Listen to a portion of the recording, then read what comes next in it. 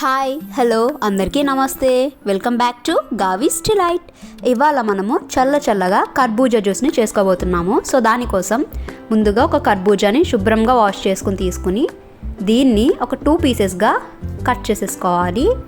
ఇలా 2 హాఫ్స్ చేసుకున్న దాన్ని ఇంకొక 2 పీసెస్గా కట్ చేసేసుకుని లోపల ఉన్న గింజలు మొత్తం తీసేసుకోవాలి.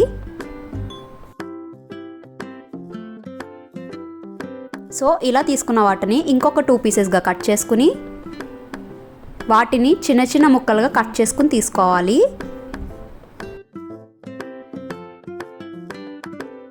సో ఇప్పుడు ఇలా కట్ చేసి తీసుకున్న ముక్కల్ని జ్యూసర్ జార్లోకి యాడ్ చేసేసుకోవాలి. మీకు కావాలంటే ఇంకా చిన్న చిన్న ముక్కలు కట్ చేసుకుని పక్కన ఉంచుకోండి, పైన వేసుకోవడానికి బాగుంటాయి. అలాగే కాచి చల్లార్చినటువంటి పాలని వేసుకోవాలి, ఒక 1/2 కప్పు.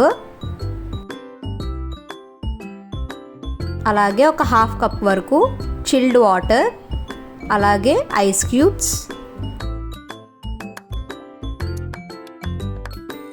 ఇంకా ఒక చిటికెడు సాల్ట్, ఒక 1 స్పూన్ వరకు షుగర్ వేసేసుకొని మిక్సీ పట్టేసేయాలి.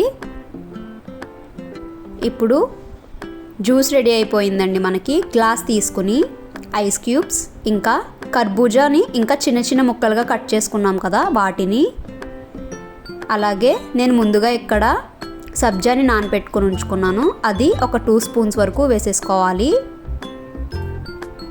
ఇప్పుడు మిక్స్ చేసి పెట్టుకున్నటువంటి జ్యూస్ని కూడా ఇందులోకి యాడ్ చేసేసుకుని గార్నిషింగ్కి ఒక పెద్ద కర్బూజా పీస్ పెట్టేసుకుని మధ్యలో ముక్కలు మనకు తగిలితే బాగుంటుంది కాబట్టి చిన్న చిన్న పీసెస్ పైన వేసుకుని పైన చిన్నగా సబ్జాతో గార్నిష్ చేసేసుకుంటే ఎంతో చలవ చేసే కర్బూజా జ్యూస్ అనేది రెడీ అయిపోయింది.